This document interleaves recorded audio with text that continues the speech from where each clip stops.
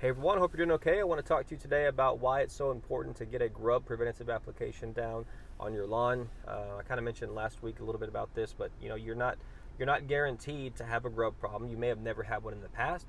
You may never have one in the future, even without this application. So why go through the effort? Why spend the money on doing this? And the reason is the nature of the damage that grub worms do to your lawn. What they're actually doing. They are completely destroying, they're eating the root system of your turf. And therefore, it's completely killing your turf, and your turf will have to be replaced. There's no babying it back, there's no recovering from that. It has to be completely replaced. Think of it as a home. If a home has structural damage to it, it can be repaired. It can be brought back basically and fixed. But if you destroy the foundation of a home, the home comes crumbling down.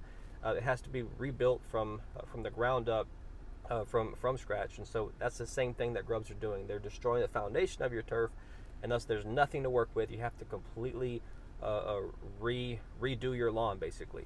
The other thing is you don't notice this is happening until it's too late.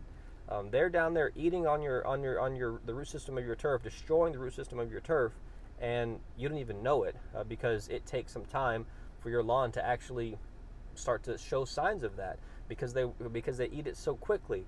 Your lawn can still be nice and green looking, but underneath you have grub worms that are absolutely destroying it. And by the time it turns brown and you start to see that there are issues, then it's too late. They've already done the damage, and you're going to end up replacing a lot of your lawn. So really what this is an insurance policy. You're just buying an insurance policy for your lawn to make sure you don't have an issue with grub worms, an issue that's going to cause you to end up replacing your lawn at some point. So hope that helps. That's the reason why you want to do it. Again, we've got some time left. You've got the rest of May, even into a couple of weeks into June, so about a month now that you can get that done.